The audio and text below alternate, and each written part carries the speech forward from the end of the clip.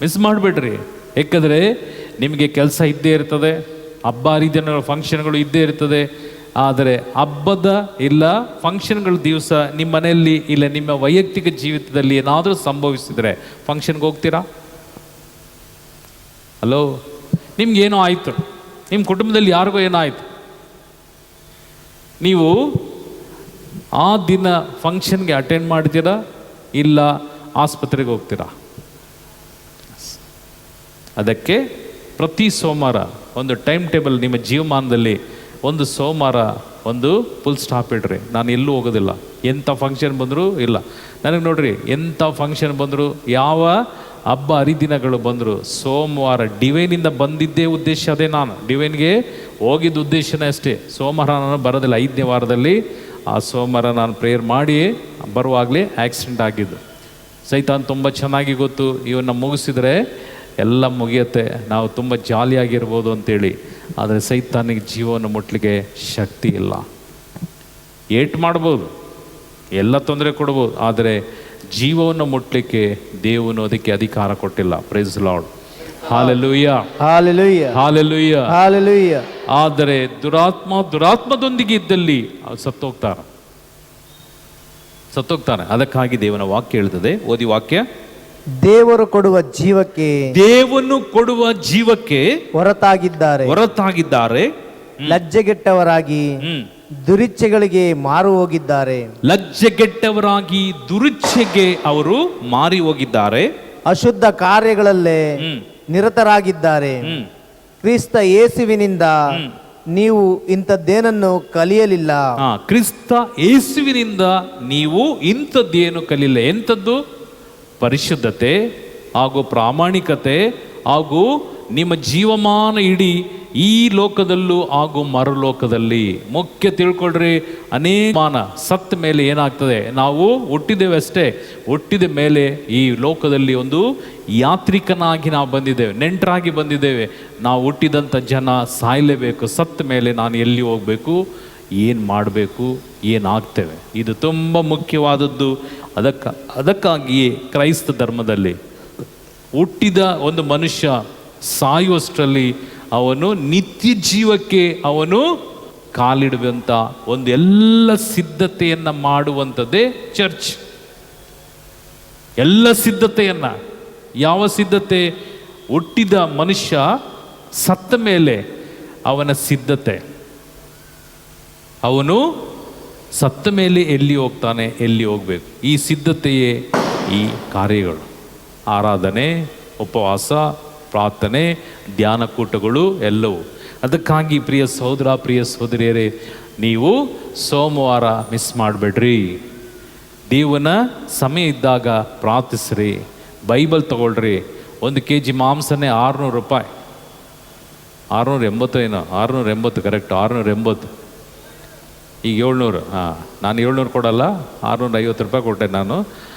ಈ 650 ಇಟ್ಕೊಳ್ರಿ, ಅದಕ್ಕೆ ಮಸಾಲೆ ಎಲ್ಲ ಹಾಕುವಾಗ ನಿಮಗೆ ಇನ್ನೊಂದು 100 ರೂಪಾಯಿ ಆಗ್ತದೆ, ಹೌದಲ್ಲ? 100 ರೂಪಾಯಿ ಎಷ್ಟು? 750 ರೂಪಾಯಿ. ಬೈಬಲ್ ರೇಟು 300 ರೂಪಾಯಿ. 300 ರೂಪಾಯಿ. ಒಂದು ವಾರ ಮಾಂಸ ಬೇಡ, ಒಂದು ಬೈಬಲ್ ತಗೊಳ್ರಿ. ಅದು ನಿಮ್ಮನ್ನು ಹೊರತು, ಅದು ನಿಮ್ಮನ್ನು ಕಾಪಾಡ್ತದೆ.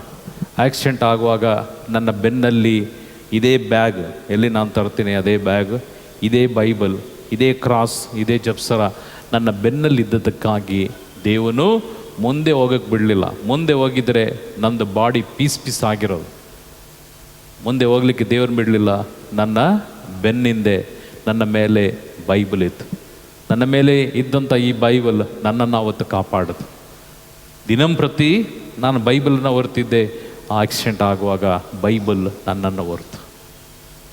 ಇದಕ್ಕಾಗಿ ಬೈಬಲ್ ಅತಿ ಪರಿಶುದ್ಧವಾದ.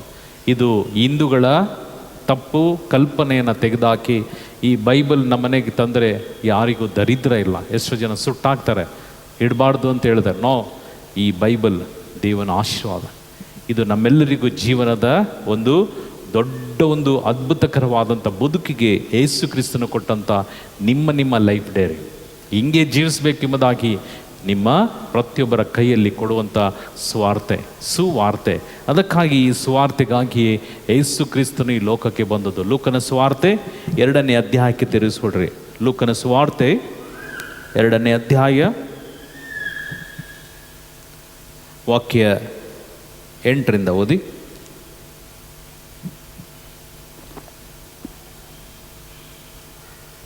ಅದೇ ನಾಡಿನಲ್ಲಿ ಕೆಲವು ಕುರುಬರು ಹೊಲಗಳಲ್ಲಿದ್ದುಕೊಂಡು ರಾತ್ರಿಯಲ್ಲಿ ಕುರಿ ಮಂದೆಗಳನ್ನು ಕಾಯುತ್ತಿದ್ದರು. ಇದ್ದಕ್ಕಿದ್ದಂತೆ ದೇವದೂತನೊಬ್ಬನು ಅವರೆದುರಿಗೆ ಪ್ರತ್ಯಕ್ಷ ಆಗಲು ಸರ್ವೇಶ್ವರನ ಪ್ರಭೆ ಅವರ ಸುತ್ತಲೂ ಪ್ರಕಾಶಿಸಿತು. ಇಲ್ಲಿ ಯೇಸು ಕ್ರಿಸ್ತನ ಜನಧನ ಸಂದೇಶವನ್ನು ಲೋಕಕ್ಕೆ ತರುವಂಥ ಈ ಸಂದೇಶ, ಕುರುಬರು ರಾತ್ರಿ ಅಲ್ಲಿ ಹೊಲದಲ್ಲಿ ಅವರು ಕುರಿಗಳನ್ನು ಕಾಯ್ತವ. ಈ ಕಾಯುವಂಥ ಈ ಕುರಿಗಳು ಆಗಿನ ಕಾಲದಲ್ಲಿ, ನೀವು ಇಸ್ರೇಲ್ ಆ ಕಡೆ ಭಾಗದಲ್ಲೆಲ್ಲ ಕುರಿಗಳೇ, ಅಲ್ಲಿ ಇಂಡಸ್ಟ್ರಿ ಇಲ್ಲ, ಬೇರೆ ಯಾವ ಕೆಲಸ ಇಲ್ಲ. ಅಲ್ಲಿ ದನ ಕುರಿಗಳು ಕತ್ತೆ ಒಂಟೆ ಇದೆ. ಆ ಜಾಗದಲ್ಲಿ ಉತ್ಪಾದನಾ ಮತ್ತು ಅವರ ಜೀವನ. ಅವರು ಭಯಂಕರ ಹಿಂಡಾಕಿ ಕುರಿಗಳನ್ನು ಇಟ್ಟುಕೊಳ್ತಿತ್ತು. ಈ ಕುರಿಯ ಹಿಂಡನ್ನು ಅವರು ಮೇಯಿಸ್ಕೊಂಡು ಹೋಗ್ತಾರೆ, ಊರೆಲ್ಲ ಹೊರಟೋಗ್ತಾರೆ. ಆ ಹಿಂಡನ್ನು ಅವರು ತಗೊಂಡೋಗಿ ಅವರು ಮೇಯಿಸಿ ರಾತ್ರಿ ಆ ಹಿಂಡಿನ ಮಧ್ಯದಲ್ಲಿ ಅವರು ಸಹ ಇದ್ದು ಅವರು ಮಲಗಿ ನಿದ್ರಿಸುವಾಗ ಕಾರ್ಗತ್ತಲು. ಈ ಡಿಸೆಂಬರ್ ಮಾಸ ನವಂಬರ್ ಎಂಡಲ್ಲಿ ಮಧ್ಯದಲ್ಲಿ ಪ್ರಾರಂಭ ಆಗ್ತದೆ. ನವಂಬರ್, ಡಿಸೆಂಬರ್, ಜಾನ್ವರಿ, ಫೆಬ್ರವರಿ ಈ 3-4 ತಿಂಗಳು ರಾತ್ರಿ ಸಂಜೆ ಭಯಂಕರ ಬೇಗ ಕತ್ಲಾಗ್ತದೆ. 6 ಗಂಟೆಗೆ ನೋಡ್ರಿ, 8-9 ಗಂಟೆ ರೀತಿಯಲ್ಲಿ ಕತ್ಲೆ ಆಗ್ತದೆ. ಈ ಕತ್ಲೆ ಅಂದಿನ ಅಲ್ಲಿ, ಇವತ್ತು ನೀವು ಪ್ಯಾಲೆಸ್ಟೈನ್ ಈಗ ಏನು ವಾರ ಆಗ್ತಾಯಿದೆ ಇಸ್ರೇಲಲ್ಲೆಲ್ಲ, ಸಂಜೆ ರಾತ್ರಿ ಒಂದು 7 ಗಂಟೆ 8 ಗಂಟೆ ಆದಮೇಲೆ ನೀವು ಲೈಟೆಲ್ಲ ಆಫ್ ಮಾಡಿದರೆ ಮುಂದೆ ಇರೋರು ಕಾಣೋದಿಲ್ಲ. ಅಂಥ ಕತ್ಲೆ, ಅಂಥ ಹಿಮ ಬೀಳ್ತಾ ಇರ್ತದೆ, ಮೇಲಿಂದ ಮಳೆ ರೀತಿಯಲ್ಲಿ ಬೀಳ್ತಾನೇ ಇರ್ತದೆ. ಪ್ರಿಯ ಸಹೋದರ, ಪ್ರಿಯ ಸಹೋದರಿಯರೇ, ಆ ಕಾರ್ಗತ್ತಲಲ್ಲಿ ಈ ಕುರಿ ಮಂದೆಯನ್ನು ಕಾಯುವಂಥ ಕುರುಬರು ಮಲಗಿರುವಾಗ ಇದ್ದಕ್ಕಿದ್ದಾಕೆ ಒಂದು ಬೆಳಕು. ನೋಡ್ರಿ, ಎಲ್ಲ ಬೆಳಕಿನ ಬಗ್ಗೆ ಇಲ್ಲಿ ವಾಕ್ಯ, ದೇವರು ಹುಟ್ಟುವಂಥ ಎಲ್ಲ ಸಂದೇಶವು ಬೆಳಕು. ಈ ಬೆಳಕಿನ ಸಂದೇಶ ಓದಿ ವಾಕ್ಯ. ಅವರ ಸುತ್ತಲೂ ಸರ್ವೇಶ್ವರನ ಪ್ರಭೆ, ಸರ್ವೇಶ್ವರನ ಪ್ರಭೆ, ತೇಜಸ್ವಿ. ಆ ತೇಜಸ್ಸು ಸರ್ವೇಶ್ವರನ ಪ್ರಭೆ ಅಲ್ಲಿ ಕಾರ್ಗತ್ತಲನ್ನು ನೀಗಿಸಿ ಬೆಳಕು ಅಲ್ಲಿ ಪ್ರತ್ಯಕ್ಷವಾಯಿತು. ಓದಿ ವಾಕ್ಯ. ಅವರ ಸುತ್ತಲೂ ಪ್ರಕಾಶಿಸಿತು, ಅವರು ಬಹಳವಾಗಿ ಎದರಿದರು. ಇಲ್ಲಿ ದೇವನ ಸಂದೇಶ ಆಗ್ತದೆ, ಯಾವ ಕಾರಣಕ್ಕೂ ಭಯ ಪಡಬೇಡ ಎಂಬುದಾಗಿ ದೇವನ ಸಂದೇಶ. ಇಲ್ಲಿ ಭಯ ಎಂಬುದು ಬೈಬಲಲ್ಲಿ 365 ಕಡೆ ಬರೆಯಲ್ಪಟ್ಟಿದೆ. 365 ಟೈಮ್ಸ್. ವರ್ಷಕ್ಕೆ ಎಷ್ಟು ದಿನ? ಎಷ್ಟು? 165? 365 ಕರೆಕ್ಟಾ? ವರ್ಷಕ್ಕೆ 365. ಬೈಬಲಲ್ಲಿ 365 ಕಡೆ ಲಿಖಿತ ಆಗಿರ್ತಕ್ಕಂಥದ್ದು ಭಯ ಪಡಬೇಡ. ದಿನಕ್ಕೆ 1 ಸಲ ಆದರೂ ದೇವನ ವಾಕ್ಯ ಹೇಳ್ತದೆ, ಜೀವನದಲ್ಲಿ ಭಯಪಡಬೇಡ. ಭಯಪಡು ಯಾರಿಗೆ? ದೇವನಿಗೆ. ಪಾಪಕ್ಕೆ ಯಾವ ಕಾರಣಕ್ಕೂ ನೀನು ದೂರ ಇರು, ಪಾಪದಲ್ಲಿ ಸಿಲುಕಿ ನೀನು ನರಳಬೇಡ. ಅದಕ್ಕಾಗಿಯೇ ಯೇಸು ಕ್ರಿಸ್ತನ ತೇಜಸ್ಸು ಆ ಕುರುಬರ ಮೇಲೆ ಬಂದಾಗ ಆ ಕುರುಬರು ಭಯಭ್ರಾಂತರಾದರು. ಕಾರಣಕ್ಕೆಂದರೆ ಕತ್ತಲನ್ನು ನೀಗಿಸಿದಂಥ ಒಂದು ಬೆಳಕು, ಈ ಭಯಂಕರವಾದಂಥ ಬೆಳಕು. ಈಗ ರಾತ್ರಿಯಲ್ಲಿ ಏನಪ್ಪ ಈ ಕತ್ತಲೆಯಲ್ಲಿ ಇಂಥ ಒಂದು ಪ್ರಕಾಶಮಾನವಾದಂಥ ಬೆಳಕು ಇಲ್ಲಿ ನಮ್ಮ ಮಧ್ಯದಲ್ಲಿ ಬಂದಿದೆ ಎಂಬುದಾಗಿ ಕುರುಬರು ಆಶ್ಚರ್ಯಚಕಿತರಾಗಿ ಎಲ್ಲರೂ ಎದ್ರು. ಈ ಕುರಿಗಳು ಎದ್ದು ಬಿಡ್ತವೆ, ಯಾಕಂದರೆ ಭಯಂಕರವಾದಂಥ ಬೆಳಕು. ಕುರಿಯಲ್ಲೇ ಎದ್ದು ನಿಂತು ಮೇ ಅಂತ ಕೆರಿಸ್ತಾವೆ. ಕುರುಬರು ಎದ್ದು ನಿಂತು ಭಯಭ್ರಾಂತರಾಗಿ ನಿಂತು. ಆಗ ದೇವದೂತನು ಹೇಳ್ತಾನೆ, ಭಯಪಡಬೇಡ. ಏನಕ್ಕೆ ಭಯಪಡಬೇಡ? ಓದಿ ವಾಕ್ಯ. ಆಗ ದೂತನು ಅವರಿಗೆ, ಭಯಪಡಬೇಡಿ, ಇಗೋ ಜನರೆಲ್ಲರಿಗೂ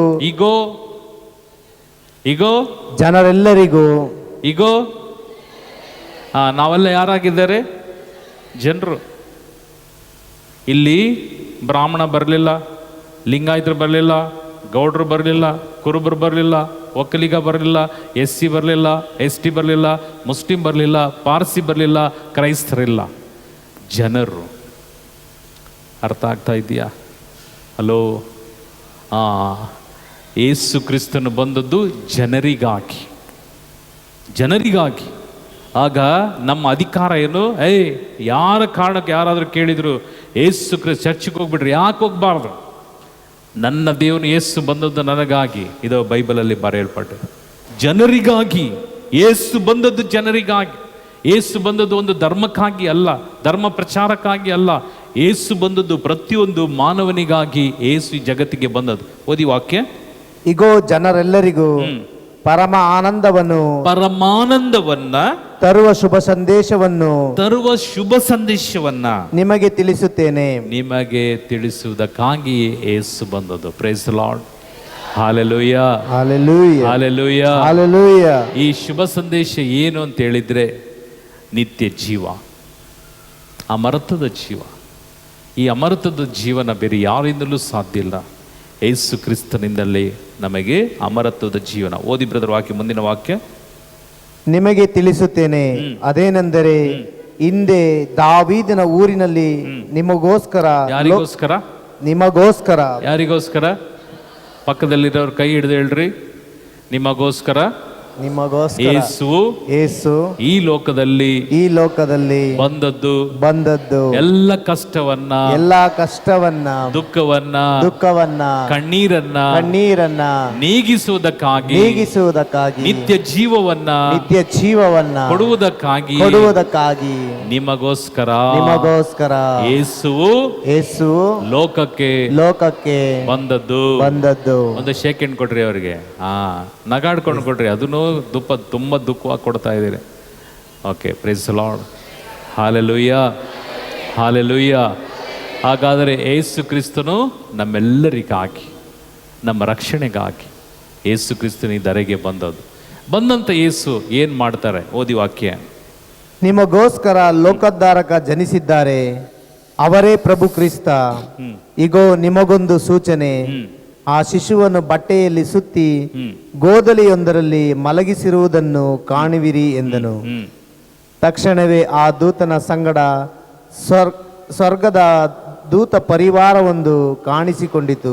ಇಲ್ಲಿ ನೋಡ್ರಿ, 2 ದೂತರ ಸಂತತಿ ಬಂತು. ಒಂದು ಸಂದೇಶವನ್ನ ಹೊತ್ತು ಬಂದಂಥ ದೂತರು ಆ ಸಂದೇಶವನ್ನ ಹೇಳ್ತಾ ಇದ್ದಂಗೆ ನೀವು ಪರಮಾನಂದ ಭರಿತರಾಗ್ತೀರಿ. ಆ ಯೇಸುವನ್ನ ಒಂದು ನಿಮಗೆ ಗುರುತನ್ನು ಹೇಳ್ತಾನೆ. ಅವರನ್ನು ಒಂದು ಬಟ್ಟೆಯಲ್ಲಿ ಸುತ್ತಿ ಗೋದಲಿಯಲ್ಲಿ ಮಲಗಿಸಿರ್ತಾರೆ. ಆ ಗೋದಲಿ 25ನೇ ತಾರೀಕು ಒಂದು ಚರ್ಚಲ್ಲಿ ನಾವು ಕಟ್ಟಂತ ಆ ಗೋದಲಿ ಆ ಸೂಚನೆಯನ್ನು ಕೊಡ್ತಾರೆ. ದೇವದೂತನು ಕುರುಬರಿಗೆ ಈ ಸೂಚನೆ. ಆ ಊರಲ್ಲಿ ಯಾವ ಜ್ಞಾನಿಗಳು ಇರಲಿಲ್ವಾ, ವಿದ್ಯಾವಂತರು ಇರಲಿಲ್ವಾ, ಶ್ರೀಮಂತರಿರಲಿಲ್ವಾ, ಹಲೋ, ರಾಜರಿರಲಿಲ್ವಾ? ಇದ್ದರು. ಆಗ ಕಠಿಣವಾದಂಥ ಭಯಂಕರ ದುಷ್ಟನಾದಂಥ ರಾಜನಿದ್ದ. ಆ ರಾಜನ ಸಾಮ್ರಾಜ್ಯದಲ್ಲಿ ಈ ಯೇಸುವಿನ ಜನನ ಆಗದು. ಆ ದುಷ್ಟ ರಾಜನ ಪ್ಯಾಲೇಸಿಗೆ ದೂತನು ಹೋಗಲಿಲ್ಲ, ಬದಲಾಗಿ ಕುರುಬರ ಹತ್ರ ಹೋದರು. ಯಾಕೆ ಕುರುಬರ ಹತ್ರ ಸಂದೇಶವನ್ನು ರವಾನಿಸಿದ್ದು ದೇವರು? ಹೇಳ್ರಿ ನೋಡಿ. ಇಲ್ಲಿ ಯಾರೆಲ್ಲ ಓದಿಲ್ಲ ಕೈ ಮೇಲೆ ಮಾಡಿದ್ರೆ, ಸ್ಕೂಲ್ಗೆ ಹೋಗಿಲ್ಲ, ಓದೋಕೆ ಗೊತ್ತಿಲ್ಲ.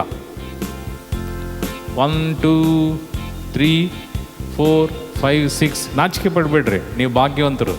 ಕೈ ಎತ್ತಿರಿ ಯಾರು ಓದಿಲ್ಲ, ಸ್ಕೂಲ್ಗೆ ಹೋಗಿಲ್ಲ. ನೋಡಿ, ಭಾಗ್ಯವಂತರು ಅಂದಮೇಲೆ ಎತ್ತುತ್ತಾರೆ. Praise the lord, hallelujah.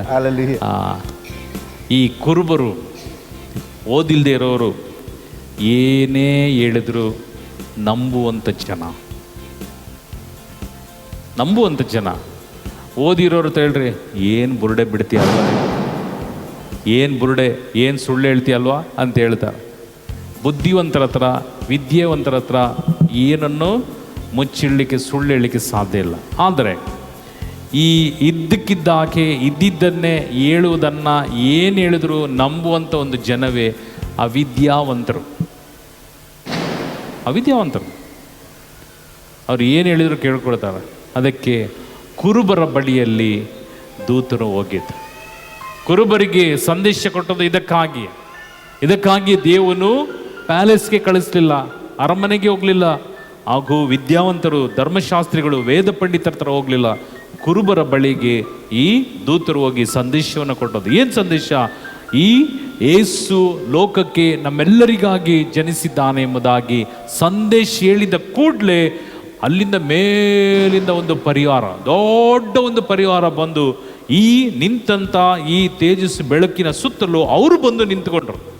ಅವ್ರ ಕೈಯಲ್ಲಿ ವೀಣೆ, ಅದಾದಮೇಲೆ ಡ್ರಮ್ ಸೆಟ್ಟು, ಗಿಟಾರು, ಕೀಬೋರ್ಡ್ ಎಲ್ಲ ತಗೊಂಡು ಬಂದು ಅಲ್ಲಿ ಈ ರೀತಿಯಾಗಿ ಅವರು ಸಂತೋಷವನ್ನು ಅವರು ಹಂಚಿಕೊಂಡ್ರು. ಅದಕ್ಕಾಗಿ ಕ್ರಿಸ್ಮಸ್ ಸೀಸನಲ್ಲಿ ಮಧ್ಯರಾತ್ರಿ ಮನೆ ಮುಂದೆ ಯಾರೆಲ್ಲ ಕ್ರಿಶ್ಚಿಯನ್ ಇರ್ತಾರೆ ಅವ್ರ ಮನೆ ಮುಂದೆ ಹಾಡು ಹೇಳ್ತಾರೆ.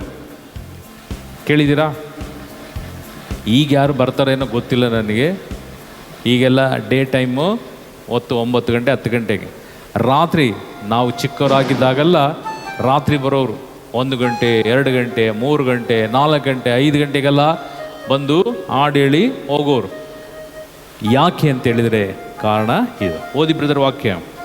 ಮಹೋನ್ನತದಲ್ಲಿ ದೇವರಿಗೆ ಮಹಿಮೆ, ಮಹೋನ್ನತದಲ್ಲಿ ದೇವನಿಗೆ ಮಹಿಮೆ, ಭೂಲೋಕದಲ್ಲಿ ದೇವರೊಲಿದ ಮಾನವರಿಗೆ, ದೇವನು ಒಲಿದ ಮಾನವನಿಗೆ ಶಾಂತಿ ಸಮಾಧಾನ. ಶಾಂತಿ ಮತ್ತು ಸಮಾಧಾನ.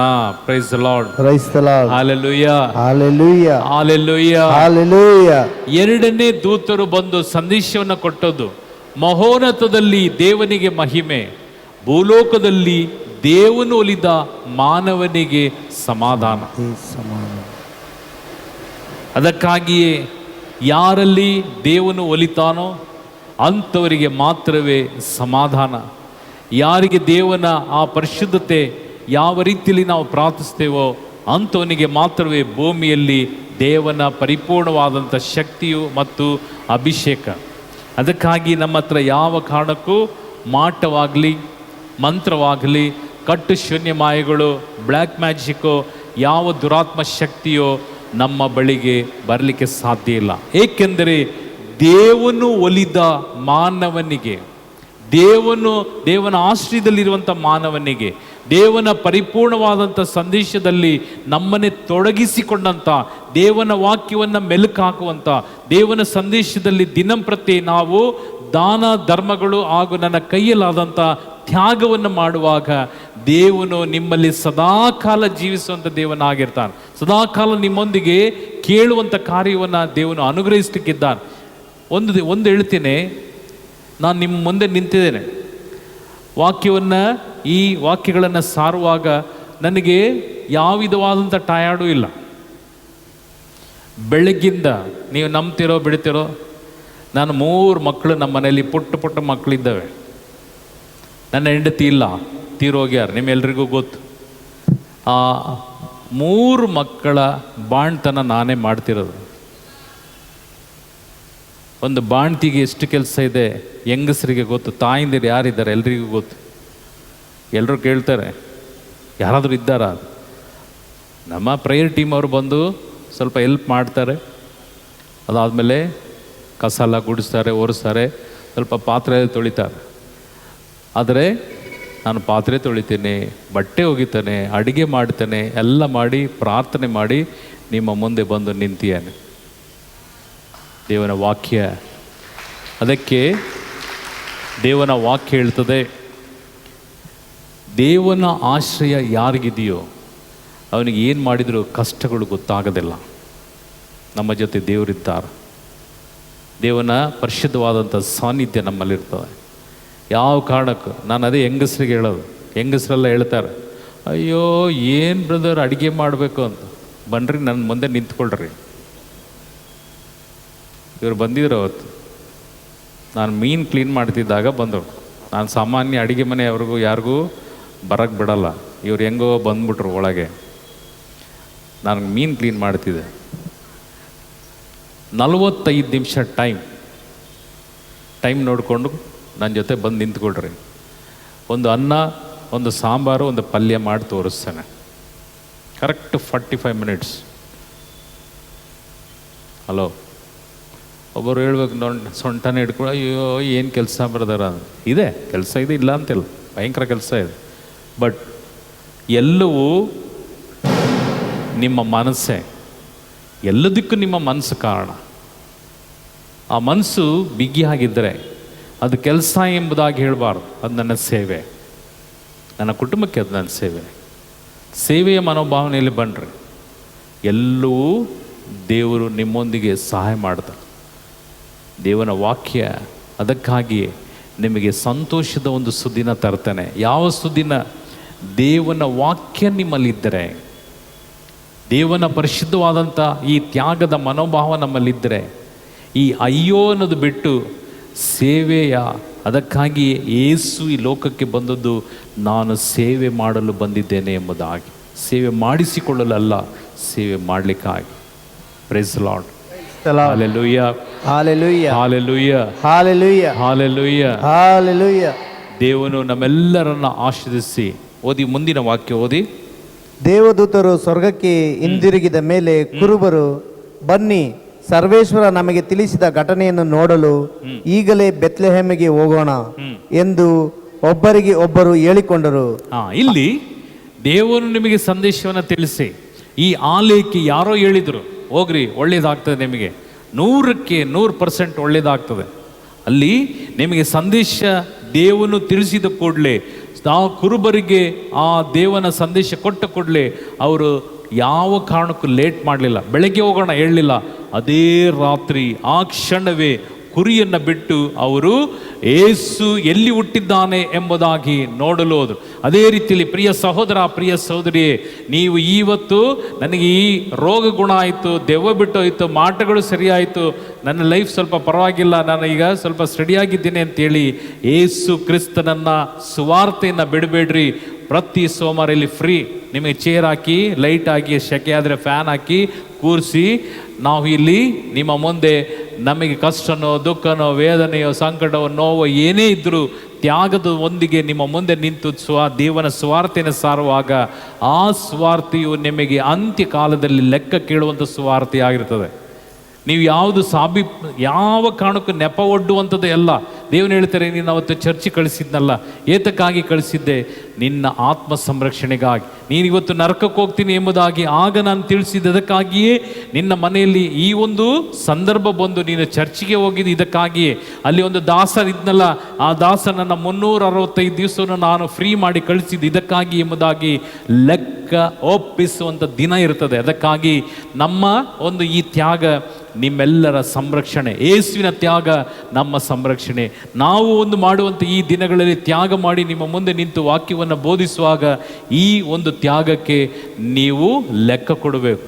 ಪಡೆಯುವವನು ಭಾಗ್ಯವಂತನು, ಪಡೆಯುವವನು ಭಾಗ್ಯವಂತನು. ಅದಕ್ಕಾಗಿ ನಾನು ನಿಮ್ಗೆ ಹೇಳ್ತೇನೆ, ಬನ್ನಿರಿ, ಬಂದು ವಾಕ್ಯವನ್ನು ಕೇಳುವಾಗ ನಿಮ್ಮ ಆತ್ಮ, ಶರೀರ, ಜೀವ ಉತ್ಸಾಹಭರಿತವಾಗಿ ನೀವು ಅನೇಕ ರೀತಿಯಲ್ಲಿ ಪಾಪದ ಕಾರ್ಯ ಮುಂದಿನ ದಿನದಲ್ಲಿ ಇನ್ನೂ ಭಯಂಕರವಾದಂಥ ಕಷ್ಟಗಳು ಬಂದವು.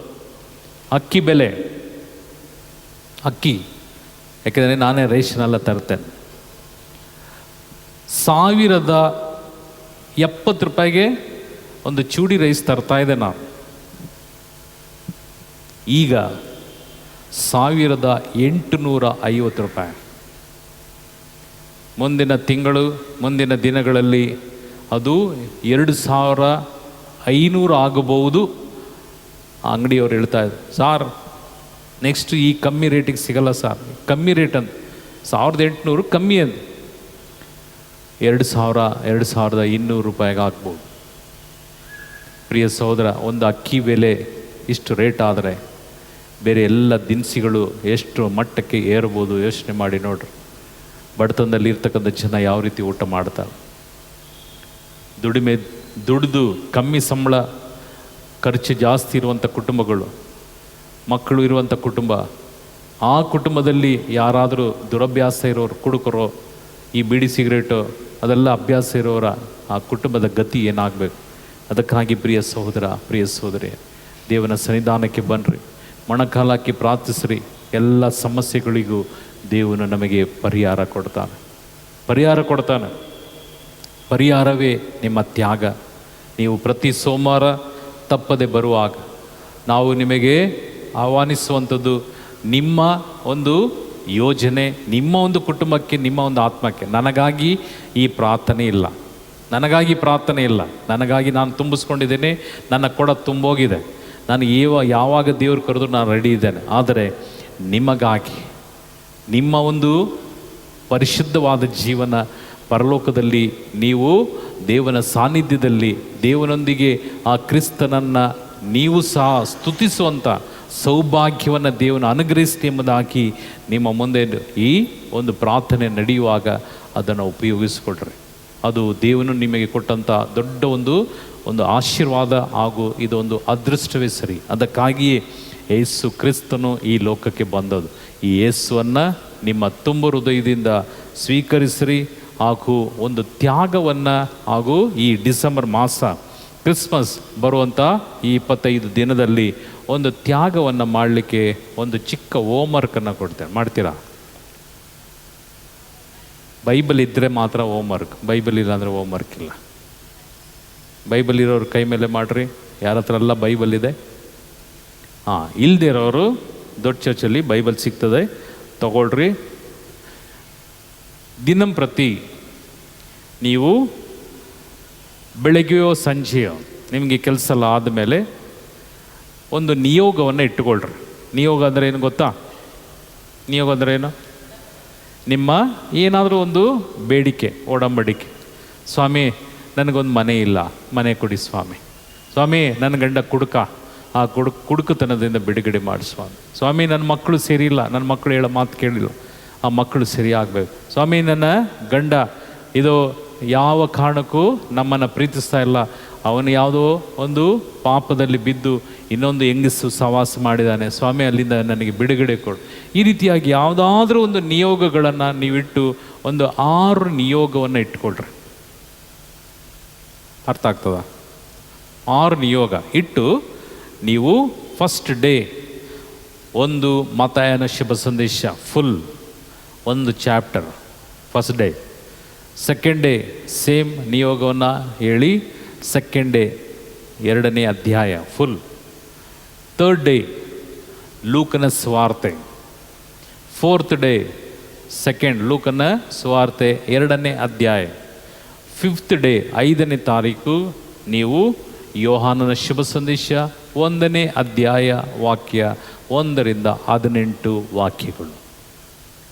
5 ದಿನ 5 ನಿಮ್ಮ ಎಲ್ಲ ನಿಯೋಗನ ಇಟ್ಟು 5 ನೀವು ಈ ವಾಕ್ಯಗಳನ್ನು ಚಾಪ್ಟರ್ನ ಓದುವಾಗ ಈ ಒಂದು 5 ಕಾರ್ಯದಲ್ಲಿ ನೀವು ಏಸು ಕ್ರಿಸ್ತನ ಜನನ ಹಾಗೂ ಏಸು ಕ್ರಿಸ್ತನು ಏತಕ್ಕಾಗಿ ಲೋಕಕ್ಕೆ ಬಂದರು ಎಂಬುದಾಗಿ ನಿಮಗೆ ನಿಮ್ಮ ಕುಟುಂಬಕ್ಕೆ ದೇವನು ದೊಡ್ಡ ಒಂದು ಕೊಡುಗೆಯನ್ನು ಕೊಡುವಂಥ, ಅರ್ಥ ಮಾಡಿಕೊಳ್ಳುವಂಥ, ಏಸು ಯಾರು ಎಂಬುದಾಗಿ ಅರ್ಥ ಮಾಡಿಕೊಳ್ಳುವಂಥ ಫಸ್ಟ್ ಹೆಜ್ಜೆ. ಆಮೇಲೆ ನೀವು ಬೈಬಲು ಏನು ಓದ್ತಿರೋ ಅದ್ರ ಜೊತೆಗೆ ಓದ್ಕೊಳ್ರಿ.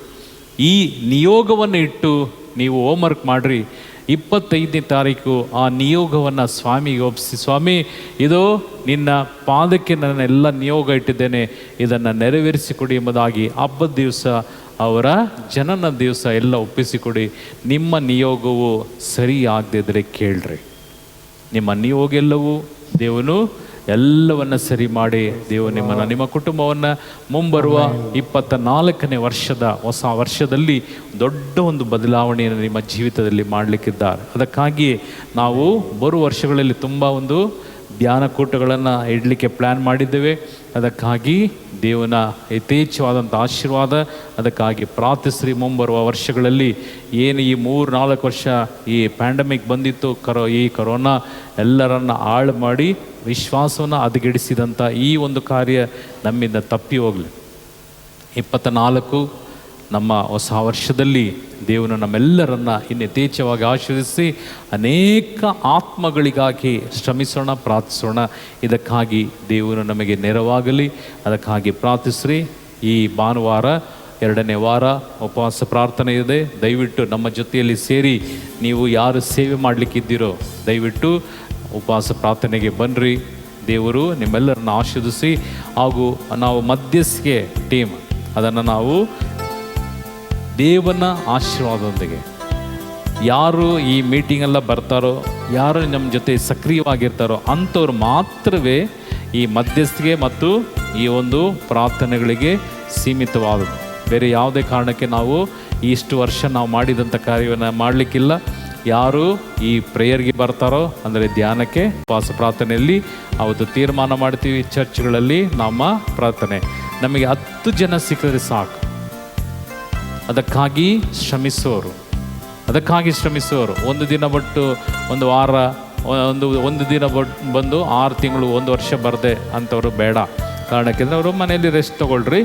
ನಾವು ಯಾರು ನಿಜವಾಗಿ ಒಂದು ಸೇವೆ ಮಾಡ್ತೇನೆ, ನಿಜವಾಗಿ ಒಂದು ಪ್ರಾರ್ಥನೆ ಮಾಡ್ತೇನೆ, ನಿಜವಾಗ್ಲಿ ಒಂದು ತ್ಯಾಗ ಮಾಡ್ತೇನೆ ಎಂಬ ಒಂದು ಮನಸ್ಸಿರುವವರು ಈ ಒಂದು ಮೀಟಿಂಗ್ಗೆ ಬನ್ನಿ. ಆವತ್ತು ನಾವು ತೀರ್ಮಾನ ಮಾಡ್ತೇವೆ ಈ ಒಂದು ಯೋಜನೆಯು ಒಂದು ಉತ್ತಮವಾದ ಯೋಜನೆಯಾಗಿ ಮಾರ್ಪಡಲಿ. ಹಾಗೂ ಧ್ಯಾನಗಳನ್ನು ನಾವು ಹಮ್ಮಿಕೊಂಡಿದ್ದೇವೆ. ಅನೇಕ ಧ್ಯಾನಗಳು ಬರುವ ವರ್ಷದಲ್ಲಿ ನಿಮಗೆ ಅನೌನ್ಸ್ ಮಾಡ್ತೇವೆ. ದೇವರು ನಿಮ್ಮೆಲ್ಲರನ್ನು ಆಶೀರ್ವದಿಸಲಿ. ಎಲ್ಲರೂ ಎದ್ದು ನಿಲ್ಲೋಣ.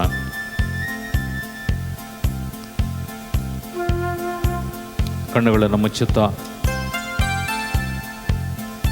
ಕ್ರಿಸ್ತ ಜಯಂತಿಗೆ ತಯಾರಾಗುವಂಥ ನಮ್ಮೆಲ್ಲರನ್ನ, ಈ ಲೋಕದಲ್ಲಿ ಅನೇಕ ಕಷ್ಟಗಳು ಮುಂದಿನ ದಿನಗಳಲ್ಲಿ ಬರುವಂಥ ಆ ದಿನಗಳು ನಮ್ಮಿಂದ ಬೇರ್ಪಟ್ಟು ಹೋಗಲಿ. ಬರುವಂಥ ಘೋರವಾದಂಥ ಮರಣ, ಭೀಕರವಾದಂಥ ಕ್ಷಾಮ ಹಾಗೂ ನಾನಾ ಸಮಸ್ಯೆಗಳಲ್ಲಿ ಮನುಷ್ಯನು ನಾನಾ ವಿಧವಾದಂಥ ಸಾವು ನೋವುಗಳನ್ನು ನೋಡುವಂಥ ಸಂದರ್ಭಗಳು 2024ನೇ ವರ್ಷದಲ್ಲಿ ಅನೇಕ ಕಷ್ಟಗಳು, ರೋಗಗಳು, ಸಾವುಗಳು ಸಂಭವಿಸುತ್ತದೆ ಎಂಬುದಾಗಿ ದೇವನ ಸಂದೇಶ. ಇದರಿಂದ ನಮ್ಮನ್ನು ಹೊರತುಪಡಿಸಿ ದೇವನ ಚಿತ್ತವನ್ನು ನಮ್ಮಲ್ಲಿ ನೆರವೇರಿಸಲಿ ಎಂಬುದಾಗಿ ಪ್ರಾರ್ಥಿಸುತ್ತಾ ನಮ್ಮ ದೇಹ, ಮನಸ್ಸಾಕ್ಷಿಗಳನ್ನು ಕರ್ತನಿಗೆ ಒಪ್ಪಿಸಿಕೊಡೋಣ. ನಮ್ಮಲ್ಲಿರ್ತಕ್ಕಂಥ ಎಲ್ಲ ಕೆಟ್ಟ ಸ್ವಭಾವ, ಕೆಟ್ಟ ನಡತೆ, ಕೆಟ್ಟ ಚಿಂತನೆಗಳು ಎಲ್ಲವನ್ನ ನಾನು ಸ್ವಾಮಿ ನಿಮ್ಮ ಸನ್ನಿಧಾನದಲ್ಲಿ ಬಂದಿದ್ದೇನೆ. ನನ್ನ ಚಿತ್ತದಂತೆ ಬರಲಿಲ್ಲ, ನೀವು ನನ್ನನ್ನು ಬರಮಾಡಿದ್ದೀರಿ. ಮುಂಬರುವ ದಿನಗಳಲ್ಲಿ ಬರುವಂಥ ದೊಡ್ಡ ಅಪಘಾತಗಳಿಂದ ನನ್ನನ್ನು ತಪ್ಪಿಸಿ ನನ್ನನ್ನು ಸುರಕ್ಷಿತಪಡಿಸಿ ಎಂಬುದಾಗಿ ಕೇಳಿಕೊಳ್ಳುತ್ತಾ ನಿಮ್ಮ ಬೇಡಿಕೆ ಕೋರಿಕೆಗಳು ಏನೆಲ್ಲ ಒತ್ತು ತಂದಿದ್ದೀರಿ ಎಲ್ಲವನ್ನ ದೇವನ ಮುಂದೆ ಸಮರ್ಪಿಸಿಕೊಡಿ. ಕಣ್ಣುಗಳನ್ನು ಮುಚ್ಚಿ ನಿಮ್ಮ ಸಮಸ್ಯೆಗಳು, ನೀವು ತೋಡುವಂಥ ಅನೇಕ ಕಷ್ಟಗಳು, ತೋಡಿಕೊಂಡಂಥ ಜನರ ಮುಂದೆ ಅವರು ನಿಮ್ಮನ್ನು ಯಾವ ಕಾರಣಕ್ಕೂ ನಿಮ್ಮ ಕಷ್ಟಕ್ಕೆ ಸ್ಪಂದಿಸುವುದಿಲ್ಲ. ಕೇಳಿ ಹಿಂದಗಡೆ ನಿಮಗೆ ಹೀಯಾಳಿಸಿ ಕೇಕಿ ಹಾಕಿ ನಗುವಂಥ ಜನರ ಮುಂದೆ ನಿಮ್ಮ ಕಷ್ಟವನ್ನು ತೋಡಿಕೊಳ್ಳುವುದನ್ನು ಬಿಟ್ಟು, ಯೇಸು ಕ್ರಿಸ್ತನು ನಿಮಗಾಗಿ ನಿನ್ನ ಮುಂದೆ ಇದ್ದ, ಆತನಲ್ಲಿ ತೋಡಿಕೋ ನಿನ್ನ ಕಷ್ಟ. ಆತನು ನಿನ್ನ ಸೃಷ್ಟಿಕರ್ತನು, ಆತನು ನಿನ್ನ ಮೇಲೆ ಒಂದು ಪದ್ಧತಿಯನ್ನು ಇಟ್ಟಿದ್ದಾರೆ. ಆತನಿಗೆ ನಿನ್ನ ಸರ್ವಸ್ವವನ್ನು ಒಪ್ಪಿಸಿಕೊಡು ಎಂಬುದಾಗಿ ಈ ನಿಮಿಷದಲ್ಲಿ ಎಚ್ಚರಿಸುತ್ತಾ, ಎಲ್ಲ ನೀವು ಒತ್ತು ತಂದಿರುವಂಥ ಅನೇಕ ಸಮಸ್ಯೆಗಳು ಕ್ರಿಸ್ತನಿಗೆ ಒಪ್ಪಿಸಿಕೊಡಿ, ನಿಶ್ಚಿಂತನಾಗಿರು ಎಂಬುದಾಗಿ ಹಿಡಿದ್ದಾರೆ ದೇವನು.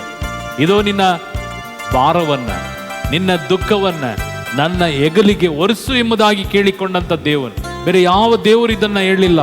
ಯೇಸು ಕ್ರಿಸ್ತನ ಮಾತ್ರವೇ ನಿನ್ನ ಕಷ್ಟ ಏನೇ ಇದ್ದರು, ನಿನ್ನ ದುಃಖ ಏನೇ ಇದ್ದರು, ನಿನ್ನ ಕಣ್ಣೀರು ಏನೇ ಇದ್ದರು, ನಿನ್ನ ನೋವು ಏನಿದ್ದರು ನನ್ನ ಹೆಗಲಿಗೆ ಒರೆಸು, ನಾನು ಒತ್ತುಕೊಳ್ತೇನೆ, ನಿನ್ನನ್ನು ಫ್ರೀ ಮಾಡ್ತೇನೆ, ನಿನ್ನನ್ನು ಸಂಪೂರ್ಣ ಬಿಡುಗಡೆ ಮಾಡ್ತೇನೆ ಎಂಬುದಾಗಿ ನುಡಿದಂಥ ಯೇಸುವಿಗೆ ಒಪ್ಪಿಸಿಕೊಡಿ. ಈ ರಾತ್ರಿ ದೇವರು ನಮ್ಮೆಲ್ಲರನ್ನ ಸ್ಪರ್ಶಿಸಲಿ. ನಮ್ಮ ಕಷ್ಟಕ್ಕೆ ಸ್ಪಂದಿಸುವಂಥ ಯೇಸುವಿಗೆ ನಮಗೆ ಬಿಡುಗಡೆಯನ್ನು ಕೊಡಿ ಎಂಬುದಾಗಿ ಕೇಳಿಕೊಳ್ಳುತ್ತಾ ಎಲ್ಲರೂ ಆ ಪ್ರಭು ಯೇಸುವನ್ನ ನಾವೆಲ್ಲರೂ ಸೇರಿ ಗೀತೆಯೊಂದಿಗೆ ಆರಾಧಿಸೋಣ.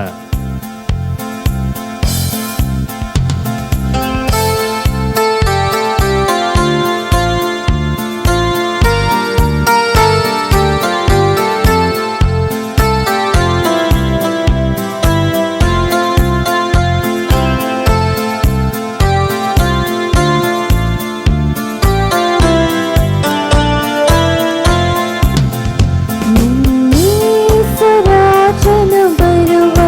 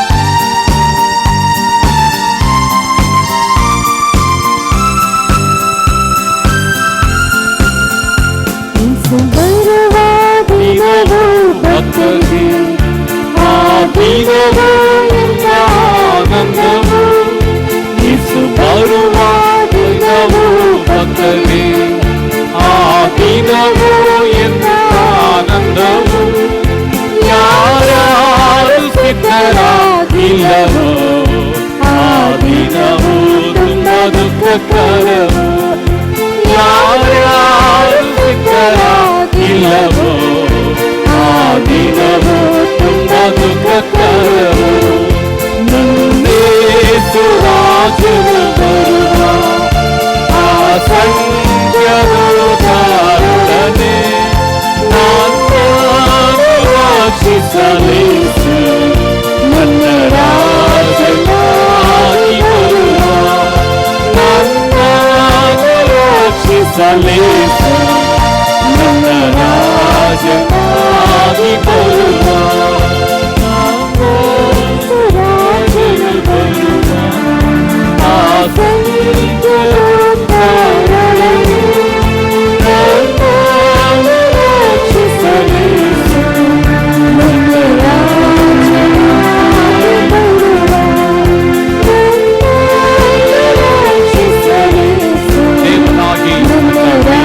ದೇವನಾಗಿ ದೇವನಾಗಿ ಬರುವ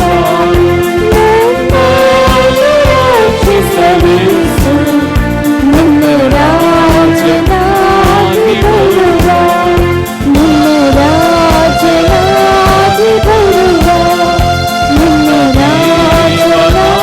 ದೇವನಾಗಿ ಬರುವ ಯೇಸುವೇ ಪರಿಶುದ್ಧನೇ, ಹಲ್ಲೆಲೂಯಾ. ಯೇಸುವೇ ರಾಜಾದಿರಾಜನೇ, ದೇವಾದಿದೇವನೇ, ಪರಮೋನ್ನತನೇ, ಪರಿಶುದ್ಧನೇ, ಹಲ್ಲೆಲೂಯಾ, ಹಲ್ಲೆಲೂಯಾ. ಯೇಸುವೇ ಸ್ತೋತ್ರ, ಸ್ತೋತ್ರ. ಕರ್ತನೇ, ಎತ್ತಿರುವ ಕೈಗಳು ಆಶೀರ್ವದಿಸಲ್ಪಡಲಿ. ಕರ್ತನೇ, ಪ್ರತಿಯೊಬ್ಬರನ್ನ ಅನುಗ್ರಹಿಸಿ ಆಶೀರ್ವದಿಸು. ಸಕಲ ಕೇಡುಗಳಿಂದ ಬಿಡುಗಡೆ ಮಾಡು.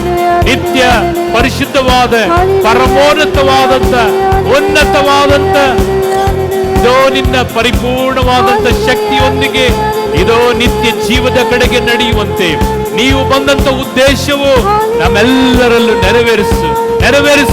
ಎಲ್ಲಾ ರೋಗಗಳಿಂದ ಬಿಡುಗಡೆ ಮಾಡು. ಎಲ್ಲಾ ಸಮಸ್ಯೆಗಳಿಂದ ಬಿಡುಗಡೆ ಮಾಡು. ಮಾಟ, ಮಂತ್ರ, ಕಟ್ಟು, ಶೂನ್ಯ, ಮಾಯೆಗಳು ಯೇಸುವಿನ ನಾಮದಲ್ಲಿ ಬಿಡುಗಡೆ ಹೊಂದಿಕೊಳ್ಳಲಿ. ಕರ್ತನೇ, ಎಲ್ಲ ಸೈತಾನ ಕಾರ್ಯಗಳು ಯೇಸುವಿನ ನಾಮದಲ್ಲಿ ಬಿಡುಗಡೆ ಹೊಂದಿಕೊಳ್ಳಲಿ. ಬರಲಿರುವಂತ ಎಲ್ಲಾ ಅಪಘಾತಗಳಿಂದ ಸಂರಕ್ಷಿಸು. ರೋಗಗಳಿಂದ ಬಿಡುಗಡೆ ಮಾಡು.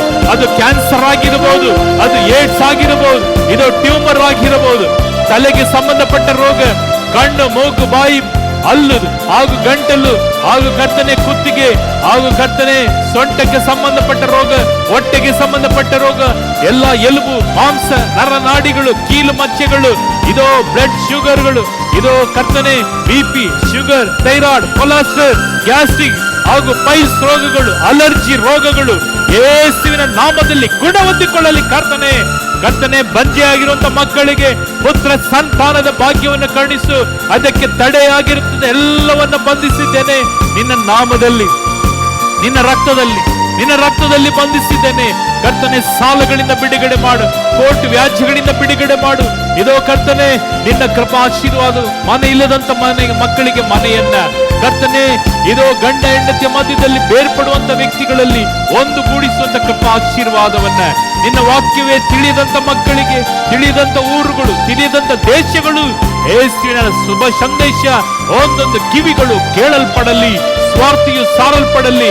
ಒಬ್ಬೊಬ್ಬರು ರಕ್ಷಣೆ ಹೊಂದಿಕೊಳ್ಳಲಿ. ಕರ್ತನೆ, ಮುಂಬರುವ ದಿನಗಳಲ್ಲಿ ನಿನ್ನ ರಾಜ್ಯವಾಗಿ, ನಿನ್ನ ದೇಶವಾಗಿ ಮಾರ್ಪಡಿಸು. ಎಲ್ಲರನ್ನು ಆಶೀರ್ವದಿಸು. ಇದೋ ನಿನ್ನ ಕೃಪೆ, ನಿನ್ನ ಆಶೀರ್ವಾದ, ಶಾಂತಿ, ಸಮಾಧಾನ, ನೆಮ್ಮದಿ, ಪ್ರೀತಿ, ತಾಳ್ಮೆ, ಕರುಣೆ, ಕ್ಷಮೆ ಪ್ರತಿಯೊಬ್ಬರಿಗೂ ಕರುಣಿಸು.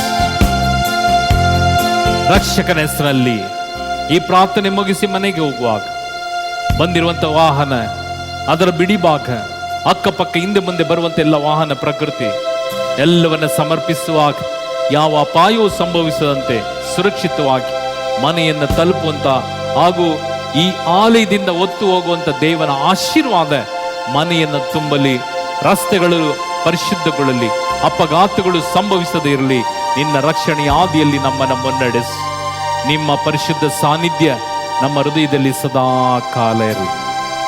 ಯೇಸುವಿನ ನಾಮದಲ್ಲಿ, ರಕ್ಷಕನ ನಾಮದಲ್ಲಿ, ನಜರೇತಿನ ಯೇಸುವಿನ ನಾಮದಲ್ಲಿ ನಮ್ಮೆಲ್ಲರನ್ನ ಪ್ರಾರ್ಥನೆಯನ್ನ ಬೇಡಿದನ್ನ ಯೇಸು ಕ್ರಿಸ್ತನ ನಾಮದಲ್ಲಿ ಪಡೆದಿದ್ದೇನೆ ಎಂಬುದಾಗಿ ನಂಬಿ ಪ್ರಾರ್ಥಿಸಿದ್ದೇನೆ. ಜೀವದ ಒಡೆಯನೇ, ಜೀವದ ಒಡೆಯನೇ, ಜೀವದ ಒಡೆಯನೇ, ಸ್ವರ್ಗದಲ್ಲಿರುವ ನಮ್ಮ ತಂದೆ, ನಿಮ್ಮ ನಾಮ ಪೂಜಿತವಾಗಲಿ, ನಿಮ್ಮ ರಾಜ್ಯ ಬರಲಿ, ನಿಮ್ಮ ಚಿತ್ತ ಸ್ವರ್ಗದಲ್ಲಿ ನೆರವೇರುವ ಪ್ರಕಾರ ಭೂಮಿಯಲ್ಲಿಯೂ ನೆರವೇರಲಿ. ನಮ್ಮ ಅನುದಿನದ ಆಹಾರವನ್ನು ಇಂದು ನಮಗೆ ನೀಡಿರಿ. ನಮಗೆ ತಪ್ಪು ಮಾಡಿದವರನ್ನು ನಾವು ಕ್ಷಮಿಸುವ ಪ್ರಕಾರ ನಮ್ಮ ಪಾಪಗಳನ್ನು ಕ್ಷಮಿಸಿರಿ. ನಮ್ಮನ್ನು ಶೋಧನೆಗೆ ಒಳಪಡಿಸದೆ ಕೇಡಿನಿಂದ ನಮ್ಮನ್ನು ರಕ್ಷಿಸಿರಿ. ಪರಿಶುದ್ಧ ದೇವನೇ, ಜೀವದ ಒಡೆಯನೇ, ಇಂದು ನಾವೆಲ್ಲರೂ ಸೇರಿ ಪ್ರಾರ್ಥಿಸಿದ್ದೇವೆ. ನಾಳೆ ನಾವು ಪ್ರಾರ್ಥಿಸುತ್ತೇವೋ ಇಲ್ಲವೋ ತಿಳಿಯದು. ನಮ್ಮ ಆಯುಸ್ಸಿನಲ್ಲಿ ಇದು ಕಡೆ ದಿನ, ಕಡೆ ರಾತ್ರಿ ಆಗಿರಬಹುದು. ಈ ದೇಹದಿಂದ ಆತ್ಮವು ಕಳಚುವುದಲ್ಲಿ ನಮ್ಮೆಲ್ಲರನ್ನ ಸ್ವರ್ಗೀಯ ಸಾಮ್ರಾಜ್ಯಕ್ಕೆ ಹಕ್ಕು ಬಾಧ್ಯಸ್ಥರನ್ನಾಗಿ ಮಾಡಿರಿ.